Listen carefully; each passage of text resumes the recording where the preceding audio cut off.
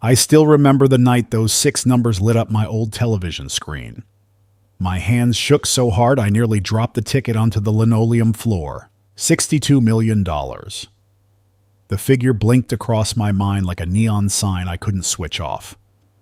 For a few minutes I sat frozen in my chair, the hum of the refrigerator the only sound in the house. You'd think a man would jump, shout, maybe call his children. But the very first thought that settled in my chest was colder than the January wind rattling my windows. I can't tell a soul in my family. Before we continue, please subscribe to the channel and let us know where you're listening from in the comments. Money in my house had never meant love. It meant leverage. It meant a bargaining chip, a way to keep score. And I knew if they learned I had suddenly become a rich man, I wouldn't be Henry Lawson, their father or brother. I'd just be a walking bank account. I folded the ticket carefully and slid it inside the back of an old Bible Ellen had left on the nightstand. She'd passed a few years back, cancer taking her quicker than any of us had expected. I whispered to her memory, "Don't worry, Ellen. They'll never see this coming."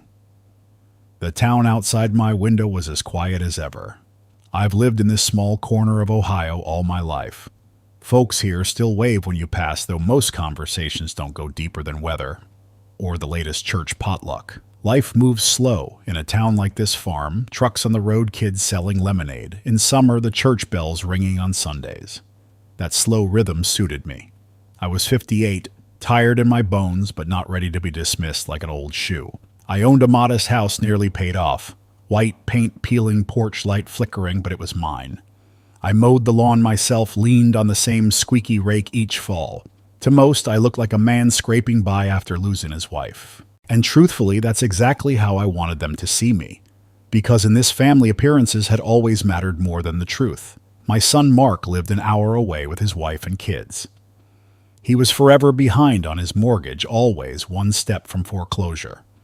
I had bailed him out more times than I care to admit, writing checks that never got repaid. My daughter Emily, bright and ambitious, had married a man who measured every relationship in dollars. I covered her tuition once, then her first car. She promised gratitude, but gratitude doesn't pay back. And my younger brother Robert, Lord Robert, was a bottomless well. Every loan he took was just a gift he never intended to acknowledge. His wife Sharon liked to sneer behind her polite smiles as if I was a fool for giving it all. So when I looked at that lottery ticket, my heart didn't swell with joy. It clenched. I thought about each of them sniffing around, finding ways to pry it from me. I thought about the endless arguments, the accusations, the way they'd twist every good thing into an obligation. I sat back in my chair, the ticket safe inside the Bible, and realized this windfall wasn't going to buy me peace. But maybe, just maybe, it could buy me the truth. The next morning I walked to the diner at the corner of Main Street, the place where the coffee is burnt, but the waitress knows your name. I sat in my usual booth, ordered 2 eggs and toast, and listened to the town chatter. Nobody there knew I was holding a fortune in my pocket. To them, I was just Henry the widower, who sometimes brought his grandkids in for pancakes. I liked it that way, but under that quiet surface, something had shifted. I felt the sting of every memory where I'd been used. I thought about Ellen, how she'd always urged me to open my eyes, to stop giving until it hurt. She was the steady one, the compass I'd been missing since she passed. Without her, the family's little betrayals had grown sharper. As I stirred sugar into my coffee, I made a decision. Before I spent a single dollar, I was going to test them. See where their hearts truly lay. If they thought I was broke, if they believed I was about to lose the roof over my head, who would stand beside me? Who would slam the door? That idea stuck with me through the day. I sat on the porch that evening, the sun setting behind the maples, and played the scenarios over in my head. Mark with his practiced excuses. Emily ducking responsibility. Robert circling like a vulture. And maybe, just maybe, someone proving me wrong. I'll admit the thought scared me. What if nobody came through? What if the people I'd bled myself dry for all turned their backs the second I wasn't useful? The answer nearly broke me before I even asked the question. But I needed to know. I couldn't carry this fortune or this burden without the truth laid bare. Inside the house, I pulled down the shades and opened Ellen's Bible again. The ticket lay there, small and fragile, yet heavy as a tombstone. I touched the page where Ellen had scribbled notes from a sermon long ago about honesty, about facing truth no matter how painful. I felt her voice whispering through me. Do it, Henry. Don't be afraid of what you'll find. That night I barely slept. The old ceiling fan ticked above me and the house creaked like it always did. But my mind ran circles. I pictured calling Mark asking for a loan, hearing his reaction. I imagined Emily's polite voice going flat, her husband muttering in the background, Robert maybe offering to help by taking the house off my hands. Every possibility tasted bitter. Yet I also imagined something else, someone reaching out, someone proving love was stronger than money. That fragile hope kept me from sinking into despair. I rose before dawn, poured myself black coffee, and stared at the answering machine on the counter. Its red light blinked a message from the day before, probably Sharon, reminding me about a family barbecue I'd end up paying for. I let it blink. My mind was already set on a bigger test. The plan was simple. I would tell them I was on the edge, mortgage, unpaid bills stacked high, and that I needed $7,000 to keep the bank from taking the house. I wouldn't beg, just ask. Then I'd wait. I stepped outside as the sun cracked the horizon. The air smelled of wet grass, the neighborhood quiet, except for a train whistle far off. My hands gripped the porch railing, old wood rough under my palms. For the first time in years, I felt a strange kind of strength rising. Not joy, not hope exactly, but purpose. They thought I was weak, that I'd keep giving until nothing was left. But they were about to learn something different. I might have been broken down by age, by loss, by years of being taken for granted. Still, I wasn't finished. I whispered into the morning air, maybe to Ellen, maybe to myself. You think I won't fight back? Just watch me. I woke before dawn again, restless and tight in the chest. The ticket still slept inside Ellen's Bible, tucked between fading sermon notes. I didn't touch it that morning. Instead, I sat at the kitchen table with a legal pad and pen, mapping out what I would say to my son. Mark would be the first. It felt strange, rehearsing a lie meant to reveal the truth. I scribbled out lines, crossed them off, muttered words under my breath. Mortgage past due, bank breathing down my neck. 7,000 short or I'll lose the house. I tried to picture his reaction. My gut already told me what it would be, but a part of me prayed I was wrong. The coffee pot sputtered behind me, filling the room with that bitter smell.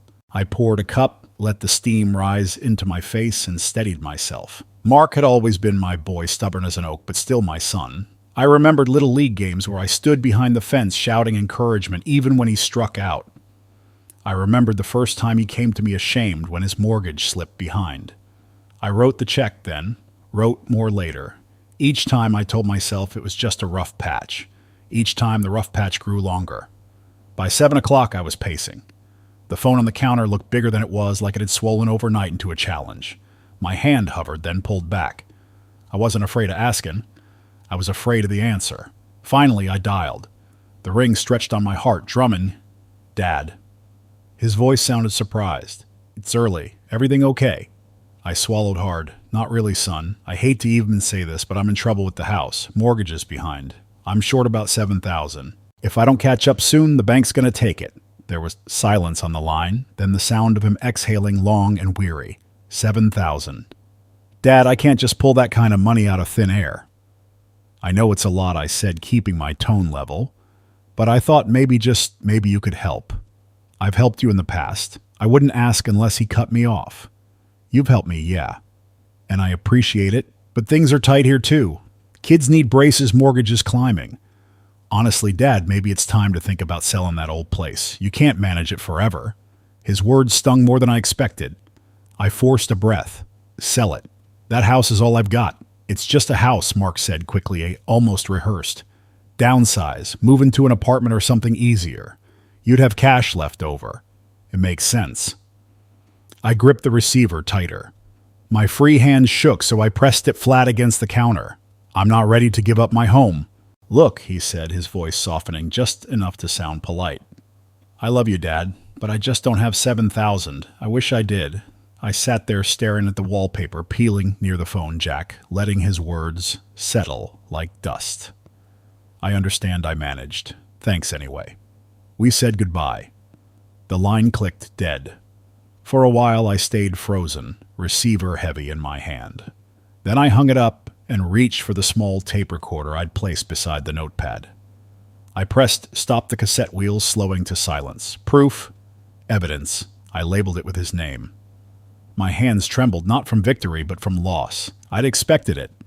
But hearing your own child weigh you against dollars is a wound no father should know. I walked outside, needing air. The neighborhood was waking, dogs barking, a school bus groaning down the street. Across the way, my neighbor Mrs. Grant watered her flower beds. She waved. I lifted a hand, forced a smile. No one could see the storm rattling in my chest.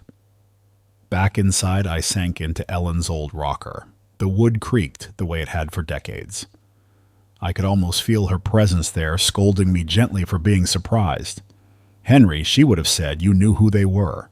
You've known for years. She was right. But knowing and feeling are two different things. By afternoon, I decided I couldn't stop with Mark. If the test meant anything, I had to carry it through. Emily would be next. But I wanted to write down everything while it was fresh, so I opened the notepad again. My handwriting shook as I recorded every word Mark had spoken. I wrote his excuses, his suggestion to sell the house, the flat tone of his refusal. The page blurred once as my eyes watered, but I blinked it away. This wasn't weakness. This was record-keeping. As the sun slid lower, I thought back over the years. Mark at 12, tall and lanky, asking me to throw the baseball until my shoulder ached. Mark at 22, fresh out of college, proud and eager. Somewhere along the way, need and entitlement had blended together until he no longer saw me as a father but as a source. Maybe I had let it happen by always giving in. Maybe love had blinded me. Still, part of me wanted to believe he'd call back. Maybe he'd talk with his wife, scrape something together, surprise me. Each ring of the phone set my heart jumping. But the phone stayed quiet. Evening came, shadows lengthening, and all I had was silence. I sat in the porch after supper, the twilight air cool against my skin. The streetlight buzzed overhead, moths flickering around it. I thought of Ellen again.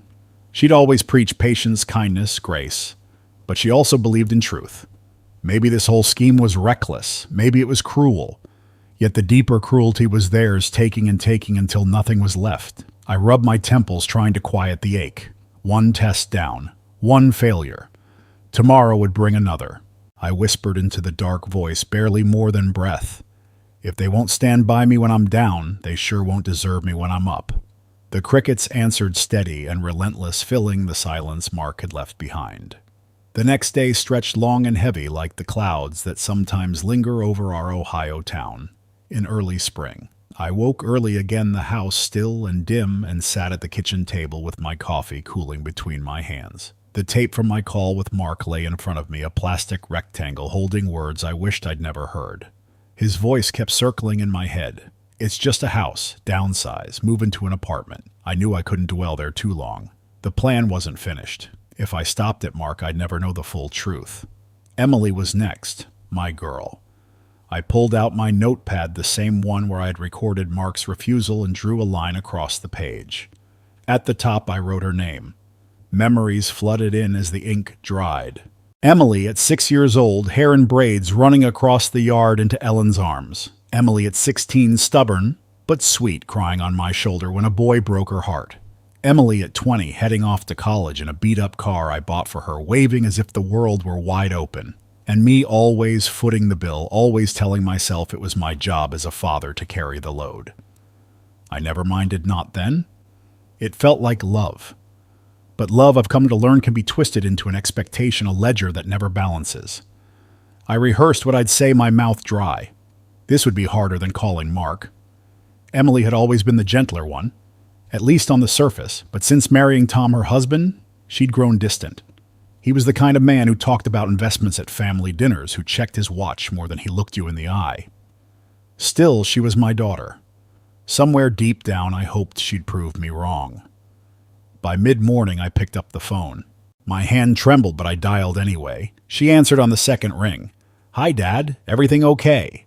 Her voice was polite, clipped, like she was balancing the phone on her shoulder while doing a dozen other things. I cleared my throat.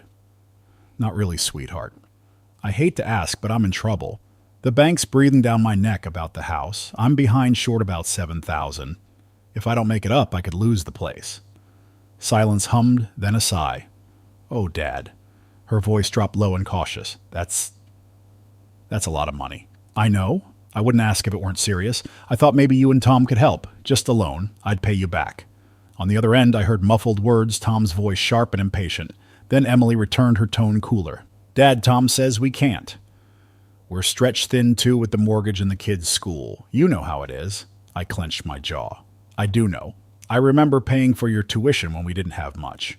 I remember driving cross-country so you could start fresh at college." I didn't think twice then. Her silence pressed hard through the line. Finally, she said, "That was different, Dad. You were younger. Things change." I swallowed the bitterness rising in my throat. "So there's nothing you can do?" "Honestly, Dad, I can't. I wish I could, but Tom's right. We need to focus on our family right now." The words "our family" stabbed. Wasn't I still part of that? Or had I been erased, replaced by her new circle or new priorities? I tried one last time. "Emily, this house. It's all I've got left of your mother. Do you remember how she planted those rose bushes out front every spring? They bloomed just like she wanted? If I lose the house, I lose that too." Her voice tightened. "Don't make this harder, Dad. Please, I just can't." There it was. Final, cold, decisive. My throat closed, but I forced out, "All right. Thank you for listening." We said goodbye. The click on her end felt like a door slamming. I stared at the receiver in my hand until the plastic dug into my palm. Then I set it down gently, too gently, because if I moved too fast, the anger might spill out in ways I couldn't control. The tape recorder was waiting. I pressed stop, capturing her refusal forever.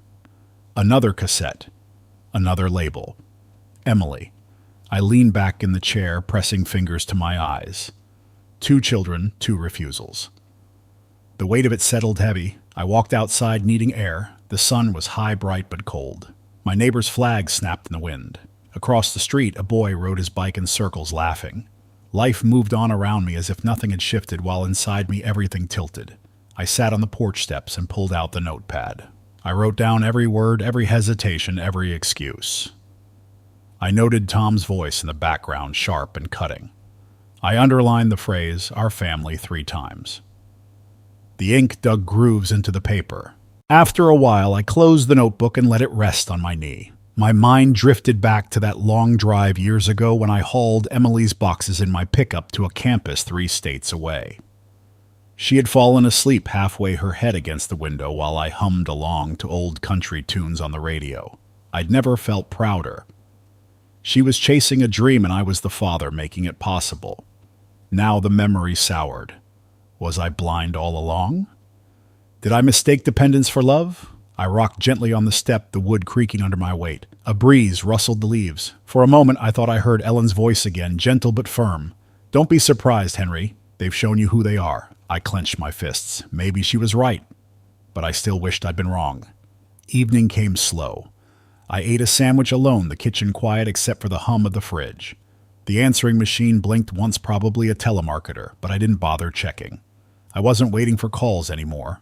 Before bed, I pulled out Ellen's Bible again, the ticket safe inside. I touched it, the paper fragile, and whispered, "Not yet. They don't deserve to know." I placed the Bible back and sat in the rocker until my back ached.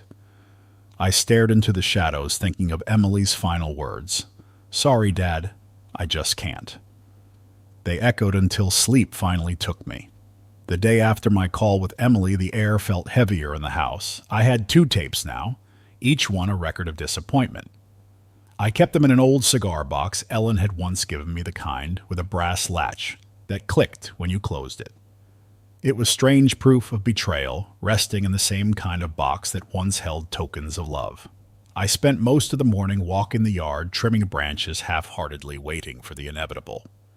Robert had called the night before, saying he and Sharon would be stopping by.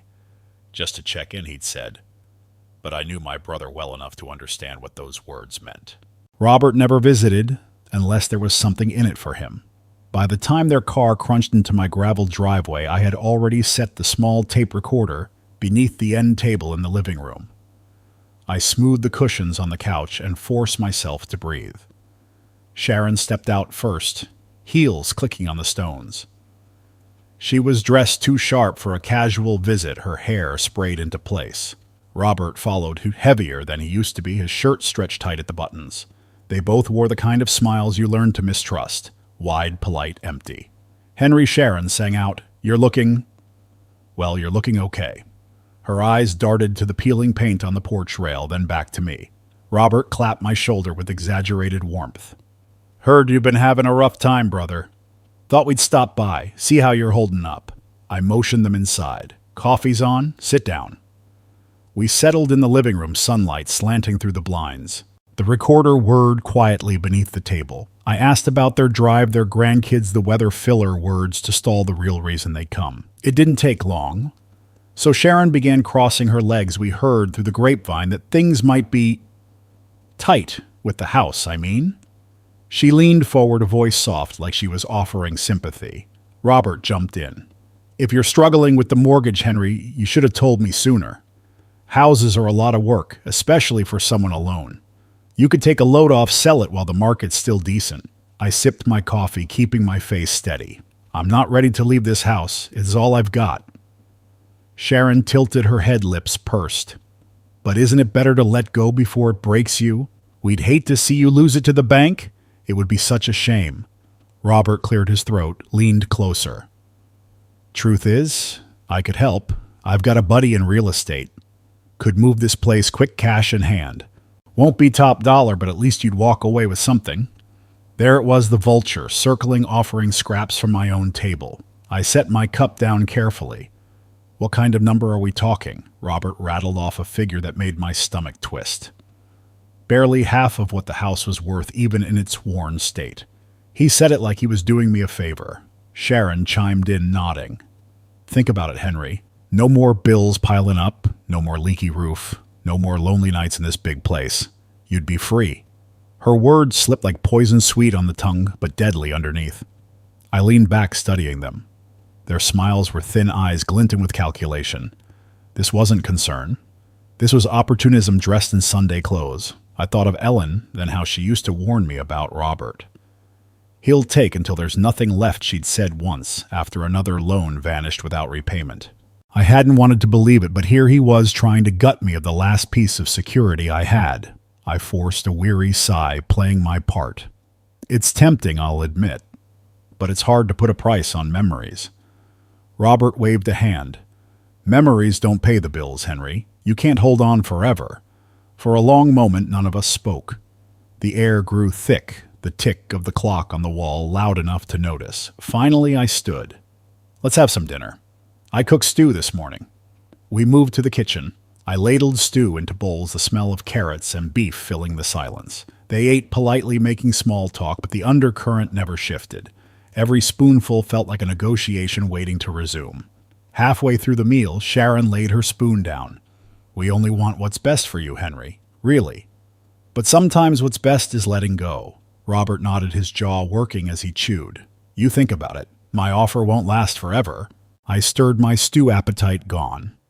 "I'll think about it," I said, though we all knew what that meant. The rest of dinner passed in brittle pleasantries. When they finally stood to leave, Sharon hugged me too tightly, perfume sharp in my nose. Robert patted my back, murmuring, "You'll see reason, brother." Their car pulled away, gravel crunching into silence. I stood on the porch until the taillights disappeared, then went back inside. I knelt by the end table, pulled out the recorder, and rewound. Their voices filled the room, smooth, coaxing, insistent. Evidence. Another tape for the cigar box. I labeled it with Robert's name and slid it into place beside the others. For a long while, I sat in the dim living room, listening to the house breathe around me. The clock ticked. The refrigerator hummed. The floor creaked under my chair. I thought about the stew cooling on the stove untouched. 3 tests. 3 failures. My children and my brother, each one proving Ellen's warnings right. I picked up the cigar box, heavy now with the weight of betrayal, and whispered into the silence.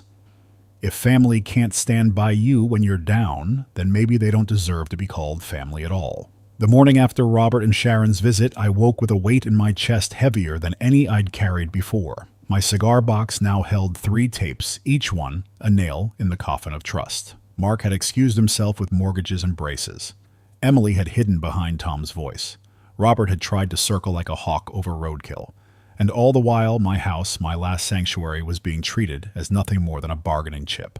I sat at the kitchen table with my Bible open, the ticket still tucked inside. The pages seemed to glow faintly in the soft light, Ellen's handwriting scrawled in the margins. Her words about grace and honesty stared back at me, but so did the reality of betrayal. There was one more person I had to see, though she wasn't part of the inner circle of my children and brother, Martha. She had been Ellen's cousin, older by a handful of years, living on a pension so small I couldn't fathom how she made ends meet. Martha had always been kind, bringing Ellen casseroles when she was sick, sitting with her through chemo appointments, sending cards with little scriptures inside. If there was anyone who might surprise me, it was Martha. By late morning, I drove across town to her small apartment complex near the edge of the river. The building was plain brick, the kind where retirees lived on Social Security and made do with what they had. The hallway smelled faintly of laundry detergent and old carpet. I knocked gently on her door. It opened, and there she was, shorter than I remembered her back, a little more stooped, but her smile was real. "Henry, what a surprise. Come in, come in." Inside, the apartment was tidy but sparse. A small recliner faced the television, a stack of church bulletins on the coffee table. Potted plants crowded the windowsill, their leaves reaching for light. We sat, and she fussed with tea bags, apologizing that she didn't have cookies baked. I waved it off. Just sitting there with someone who wasn't calculating in their eyes felt like a relief. After small talk, she reached across the table, her hand light on mine. "Henry, I heard whispers you're in trouble with the house. Is that true?" I nodded slowly, letting my shoulders sag. "It's bad, Martha. I've fallen behind about 7,000 short. Bank's ready to take it if I don't catch up." Her eyes widened with worry. She didn't ask why. She didn't scold. She didn't tell me to sell or downsize. Instead, she got up, shuffled into her bedroom, and returned with an envelope. She pressed it into my hands. "It's not much, but it should help. Nearly everything I've managed to save over the years. About 6,000. I'll write you a check for the rest if you need it." I stared at her, stunned. "Martha, you can't. You need that money, your medicine, your groceries." Her grip tightened on my hand. "Henry, I've lived with little my whole life, but family is family. You were there for Ellen until the end. You're all that's left of her. If I can't give you this, then what good is it sitting in a bank? You matter more." My throat closed. Tears burned hot behind my eyes. This woman living on pennies was offering me nearly everything she had. Not for gain, not for leverage, but out of love. I covered my face with my hands, shoulders shaking. For days I'd been building a wall of anger and disappointment. Now it cracked. The contrast between Martha's generosity and the greed of my own blood was too much. I wept the sound rough and broken the way a man cries when he's lost and found something in the same breath. She pulled my hands down gently, her eyes shining. "Henry, don't you carry this burden alone. Ellen wouldn't want that. She'd want you to know you're still loved." I squeezed her hand, words stumbling. "You're the only one, Martha. The only one who hasn't turned away. God forgive me, but it hurts." She leaned back, nodding slowly. "Sometimes it takes loss to see who truly stands beside you. Don't be bitter, Henry. Just be wise." We sat in silence, the weight of her words settling deep. The tea went cold. A train whistle blew in the distance. Finally, I slid the envelope back toward her. "Keep it. Just knowing you'd offer. That's enough. You've given me more than money ever could." She frowned, ready to protest, but I raised a hand. "Please, let me hold on to the gift of your heart. That's more powerful than any check." Her eyes softened, and she tucked the envelope away without another word. When I left her apartment that afternoon, the sky had cleared, the river gleaming in sunlight. My chest still ached, but it carried a different weight, sorrow laced with gratitude. I had seen the true face of my children and my brother and my sister-in-law, but I had also seen the true face of love. Driving home, I thought of Ellen again. She would have smiled at Martha's kindness. She would have told me not to give up on people entirely. I parked in my driveway, sat behind the wheel, and whispered into the empty air, "Thank you, Martha. Thank you for reminding me there's still light in this world." Inside, I added nothing to the cigar box that night. No tape, no record of betrayal. Just a memory worth keeping. After leaving Martha's apartment, I carried her kindness like a fragile flame cupped in my hands. But when I returned to my house and shut the door behind me, the shadows crept back in. My children hadn't lifted a finger. My brother had circled like a predator. Only Martha had offered her all, though she had the least to give. I knew the test couldn't end there. If I wanted the truth revealed in full, I had to let the performance continue. So I made myself look the part of a man slipping deeper into ruin. I started small. I let the yard grow, untidy weeds pushing through the cracks in the walk. I wore the same faded flannel shirt several days in a row, leaving the collar unbuttoned and the fabric wrinkled. I left the porch light unrepaired, flickering like a beacon of neglect. Then I took it further. I arranged for envelopes to arrive in the mail, final notices, demand letters. They weren't real, but they looked the part, and I left them scattered on the kitchen table where anyone could see. I let dishes pile in the sink, let dust gather on the mantel. The house began to reflect what my family had always suspected: Henry Lawson beaten down on his way to losing everything. It didn't take long for the ripples to spread. Mark called one evening, his tone brisk. "Dad, I've been thinking. You can't keep up with that house. It's too much for you." I leaned back in the rocker, listening. "I've managed fine so far." "You're not fine," he snapped, then softened as if catching himself. "What I mean is, you shouldn't have to live like that. There are places, assisted living communities. They'd take good care of you. Meals, activities, medical staff. You wouldn't be alone anymore."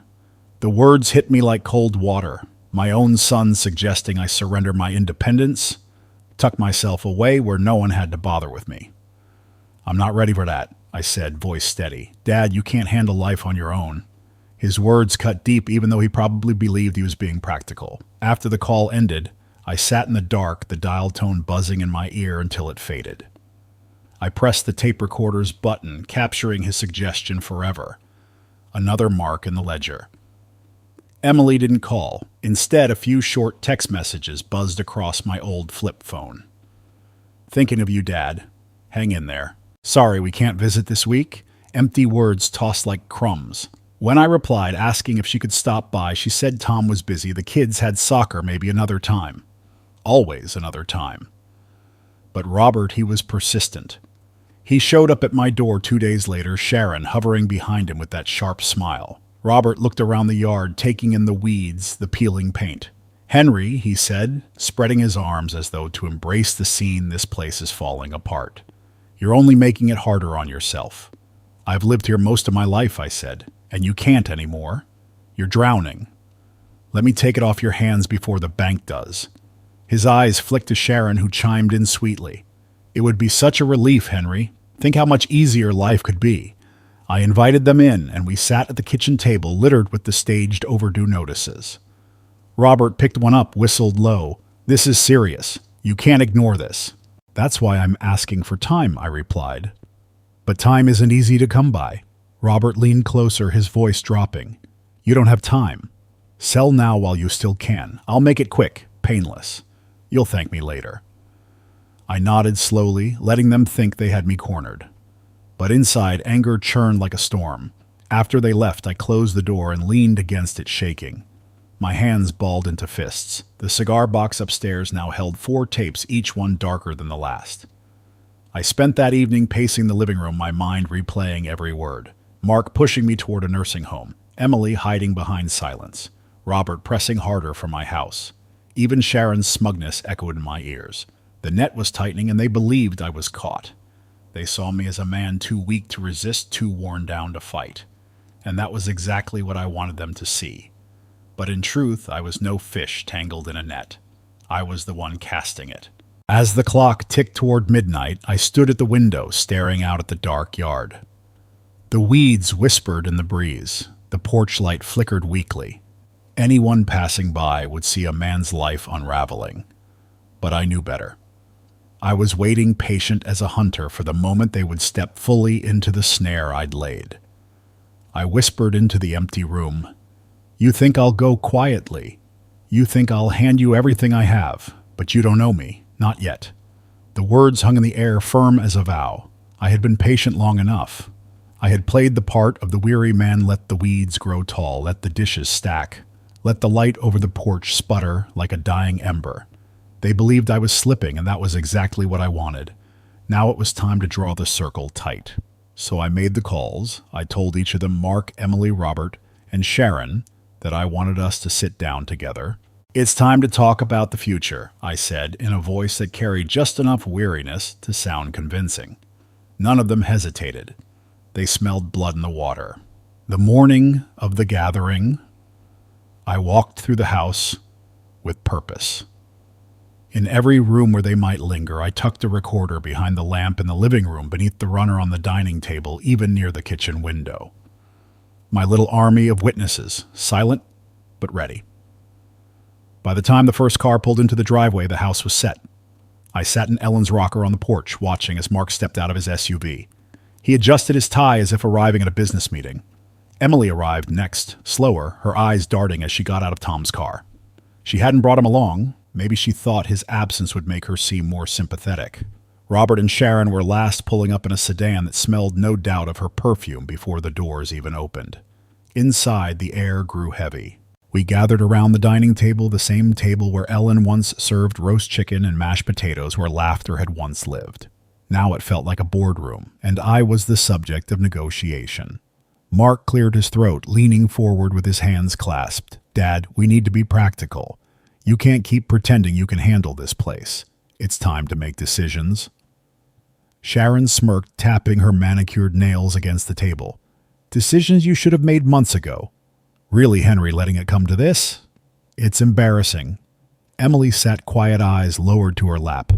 She toyed with her phone, pretending to check a message, though the screen was dark. Robert unfolded a sheet of paper, sliding it across to me. I ran the numbers. "Given the state of the house and the debt you've stacked up, this is the best offer you're going to get. Sign here and we can close before the bank does." I looked at the paper without touching it. His handwriting was neat, the dollar figure neat too, but neatness couldn't hide how insulting it was. Barely enough to cover a fraction of the home's worth. The silence stretched until Sharon laughed, sharp and cold. "Oh, come on, Henry. You can't really think you have a choice. Look around. You're sinking. Be grateful someone's willing to throw you a rope." My hands curled under the table, hidden from view. My heart pounded, but I forced my voice to stay even. "I asked you here to talk, not to be told what to do." Mark's jaw tightened. "This isn't about pride, Dad. It's about reality. You're old, the house is falling apart, and the bills aren't going away. Selling is the only smart move." Emily finally spoke, her voice thin. "Maybe Mark's right. Maybe it's time." She didn't look at me when she said it. I let their words wash over me, each one twisting like a blade. For a moment I thought of Martha, of her warm apartment and her trembling hands offering all she had. The memory steadied me. "I've lived here for decades," I said softly. "Your mother planted roses in the yard. Every spring they bloom. Do you know what it feels like to sit on the porch and see them come back year after year?" Sharon rolled her eyes. "Roses don't pay property taxes." The tension broke, then voices rising, each one louder than the last. Mark jabbed a finger at me. "You're making this harder than it needs to be. Sign the papers and let us handle it." Robert slammed his palm on the table. "If you wait, you'll get nothing. Do you understand that nothing?" Emily shrank back, but even she whispered, "Dad, please, just listen to them." Their faces blurred in my vision, a chorus of greed, pity, and scorn. My heart pounded, but behind the pounding was resolve. Every word was being captured, every sneer, every insult, every ounce of calculation. Soon they would hear themselves played back. The fight wound tighter. Sharon leaned across the table, her smile sharp as glass. "Henry, the truth is, you're a burden to all of us. You should be thanking Robert for even making an offer." For a moment the room went silent, her words settling like ash. Then Mark spoke again, voice hard.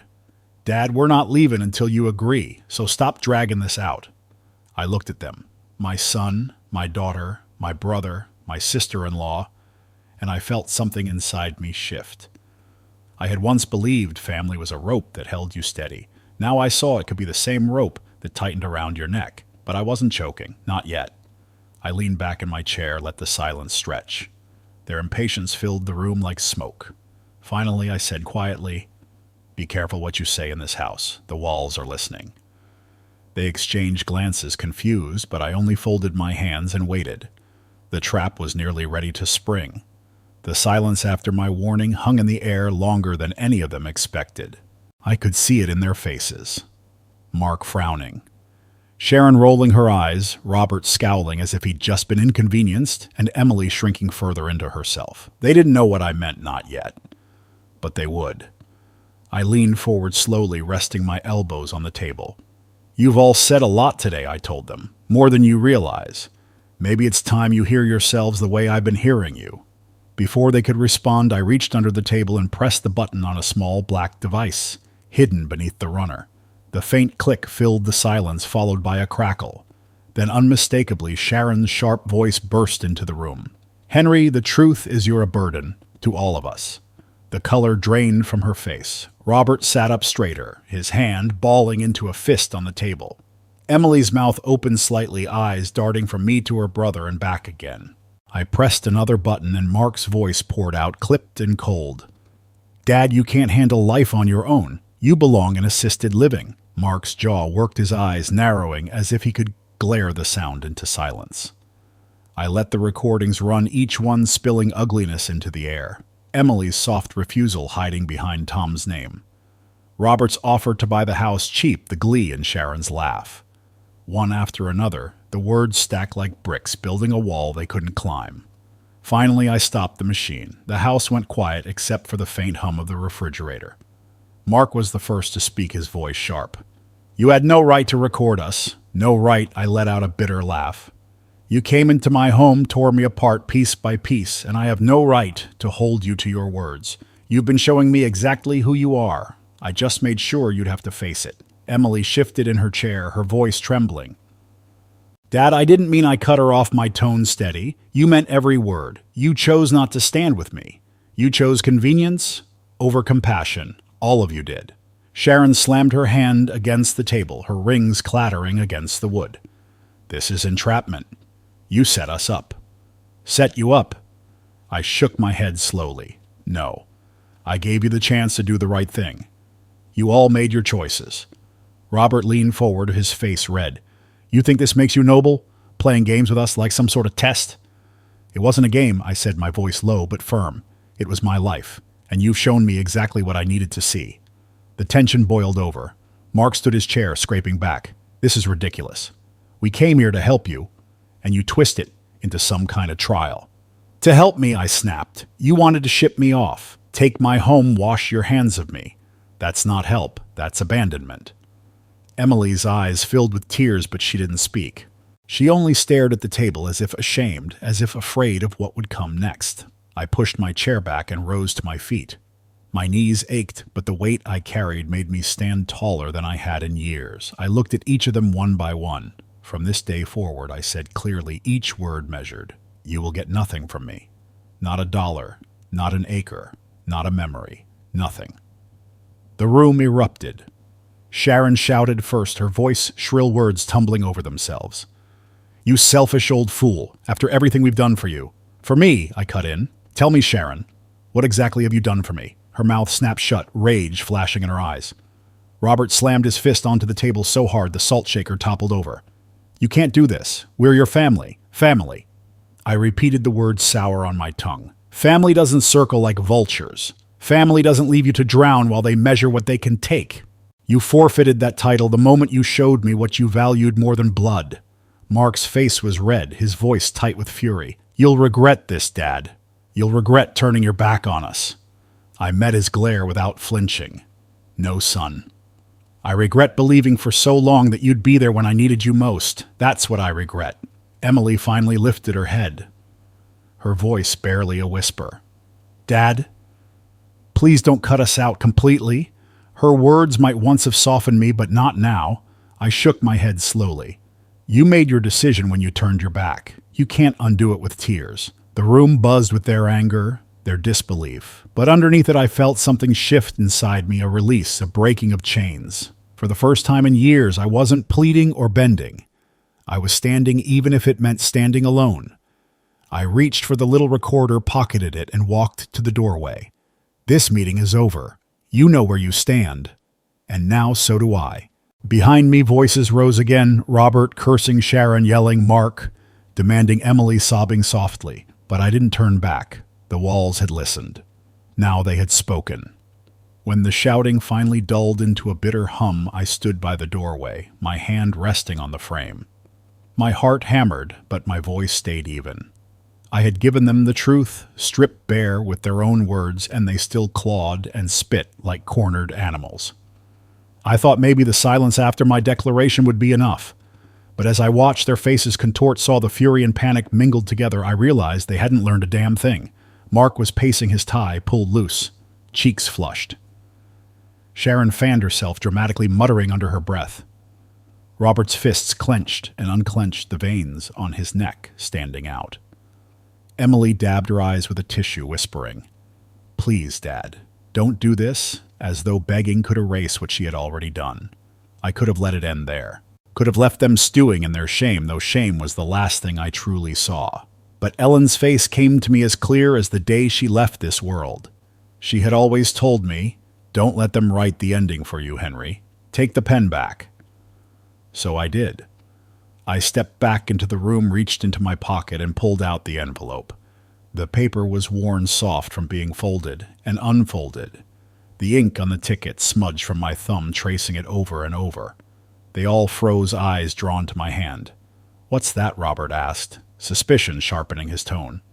I looked at him first, then at each of them, letting the weight of the moment settle. Then I laid the ticket flat on the table. "That," I said quietly, "is 62 million reasons why I don't need a single one of you." The room went silent. Completely, utterly silent. The kind of silence where even the walls seemed to hold their breath. Sharon was the first to break it. Her laugh was high brittle. That's a joke. Some kind of prop, but her eyes betrayed her. She leaned forward, her hand trembling as she reached for the slip of paper. I pulled it back before her fingers could touch. Mark blinked rapidly as if his mind had just short-circuited. "Dad, what are you saying?" I leaned back, the anger in me cooling into something sharper. Something steadier. 3 weeks ago I won the lottery. $62 million. And before I spent a single penny, I decided to see who in my family still had love to give when they thought I had nothing. Emily gasped, pressing a hand to her mouth. Her tears came faster, but they looked different now, more desperate than sorrowful. Robert shook his head violently, his face twisted. "You mean you've been lying this whole time, playing us for fools?" I met his outrage with calm. "I gave you every chance to stand by me, to prove that family meant something more than money, and you failed. Every last one of you." Mark's voice cracked as he spoke softer than before. "Dad, wait. We didn't understand. We thought you needed tough love, that you'd stop." I raised a hand. "You wanted to shove me into a home. You wanted me out of this house so you could pick its bones clean. Don't stand there and dress it up as care." Sharon's mask slipped entirely. Her voice rose shrill and sharp. "You set us up, Henry. You tricked us. Who does that to their own family?" I laughed once dry, the kind of man who's tired of being used. Emily pushed her chair back and stood, tears streaking her cheeks. "Dad, please. I was wrong. I should have been there. I'll do better. We can start over." Her words ached against my ribs because once upon a time I would have given anything to hear them. But they came too late, dripping with the scent of $62 million. Robert slammed both hands on the table, rattling the salt and pepper shakers. "You enjoyed this, didn't you? Watching us scramble, watching us beg. You're cruel." I locked eyes with him. "No, Robert. Cruelty is a brother circling his siblings' home like a vulture. Cruelty is a son who sees his father as a burden, not a man. Cruelty is a daughter who can't lift a finger unless her husband allows it." What I did was hold up a mirror. Mark sank back into his chair, his shoulders sagging. He looked more boy than man in that moment, but pity didn't move me anymore. "I can't believe this," Sharon muttered, shaking her head. $62 million, and you're just throwing us aside." I stood tall, taller than I'd felt in years. "You threw yourselves aside the moment you chose greed over love. This ticket didn't change you. It only revealed you." The silence returned, heavy and raw. I gathered the ticket, slipped it back into the envelope, and slid it into my pocket. "You wanted to know what the future holds," I said, my voice calm, almost gentle. "It holds no place for you in my will, in my house, or in my heart." Their faces told me everything. Mark's desperation, Emily's regret, Robert's fury, Sharon's venom. They weren't hearing my words, they were calculating already, searching for the angle they might still play. And in that moment I understood what Ellen had meant. I had taken the pen back. The story was mine again. I turned toward the door. Behind me, voices broke out, Mark pleading Emily, promising Robert, cursing Sharon, blaming me for goading them. But their words rolled off me like rain on stone. The truth was out. The mask was gone. And the twist of it all was this wealth hadn't bought me freedom. It was their betrayal that did. I didn't sleep the night after the gathering. The house was still, but my mind was anything but. Every word they had hurled at me rattled around in my skull. Every threat, every plea, every denial. But alongside the bitterness was something else: clarity. For the first time in years, I knew exactly what had to be done. I sat at the kitchen table until dawn, Ellen's rocker creaking softly in the living room with each draft of wind. The ticket was in front of me, the edges worn from handling, and beside it lay a pad of paper where I'd scrawled names, amounts, ideas. It wasn't about punishment anymore. It was about setting the story straight, about drawing a line between what was toxic and what still had value in my life. By the time the sun came up over the maples outside, I had made my decision. The next morning, I drove into town. My first stop was the office of an attorney I trusted, an old acquaintance from church named Wallace. He was a calm man, the kind whose voice never rose above a steady drawl. I laid everything on his desk: the ticket, the scribbled notes, my plan. He listened without judgment, nodding occasionally, until finally he said, "Henry, you've thought this through. If this is what you want, we'll make it ironclad." And so we did. I signed papers that morning that would create a charitable foundation in Ellen's name. The Ellen Lawson Foundation, dedicated to hospice care and scholarships for nursing students, two things close to her heart. Every cent of the winnings would go into that foundation. Not a dime would line the pockets of those who had already shown me their colors. I also wrote provisions for Martha: a modest house by the lake fully paid, and a monthly stipend that would mean she'd never have to choose between groceries and her medication again. I could almost hear Ellen's laughter when Wallace slid the papers across for my signature. When it was done, a weight lifted from me. For years, money had been used as a chain. Mark needing bailouts, Emily needing tuition, Robert needing rescue from his own poor choices. Now the money wasn't a chain anymore. It was a key, and I had turned it in the lock. A few days later, I called them all back, not to reconcile, but to end things cleanly. We gathered again in my living room. The atmosphere was tense, brittle, like dry leaves ready to crumble. I stood in front of them, holding no papers, no recordings. Just myself. "I wanted you to hear it from me," I began. "The lottery winnings are gone.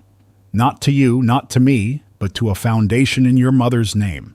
Every cent will go toward helping people she cared about in life, and Martha will be provided for because she gave when no one else would." The uproar was immediate. Sharon's shriek cut through the air. Robert cursed, his voice echoing off the walls. Mark demanded explanations while Emily sobbed into her hands. I didn't flinch. I didn't raise my voice. I simply said, "It's over. You chose what you chose. And I have chosen too." Their protests blended together, a chorus of outrage that no longer reached me. For the first time in years, their words had no power. When they finally stormed out, slamming the door behind them, I stood in the silence that followed. It wasn't the heavy silence of betrayal this time. It was lighter, cleaner. Like the air after a storm has passed. That evening, I sat on the porch as the sun set, the sky streaked with gold and crimson.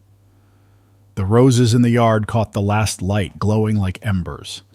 I rocked gently in Ellen's chair, the wood creaking beneath me, and let the stillness sink in. I thought about Martha, soon to have a home of her own, where she could breathe easy. I thought about the foundation bearing Ellen's name, a legacy that would outlast all of us. And I thought about myself, finally free of the weight of being someone's wallet, someone's scapegoat, someone's afterthought.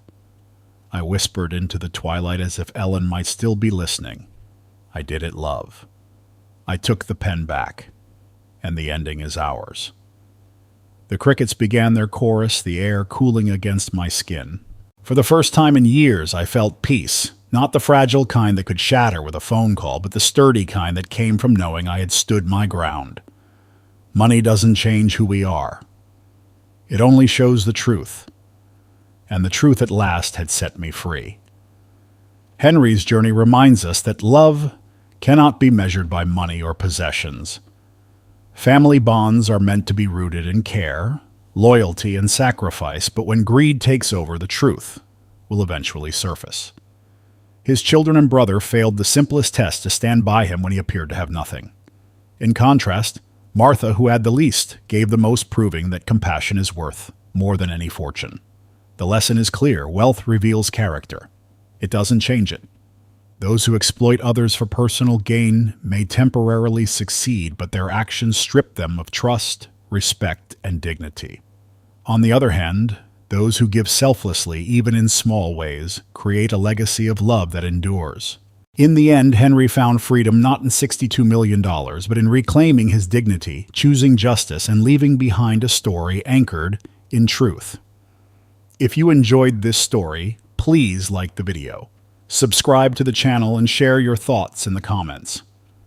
To listen to the next story, click on the box to the right.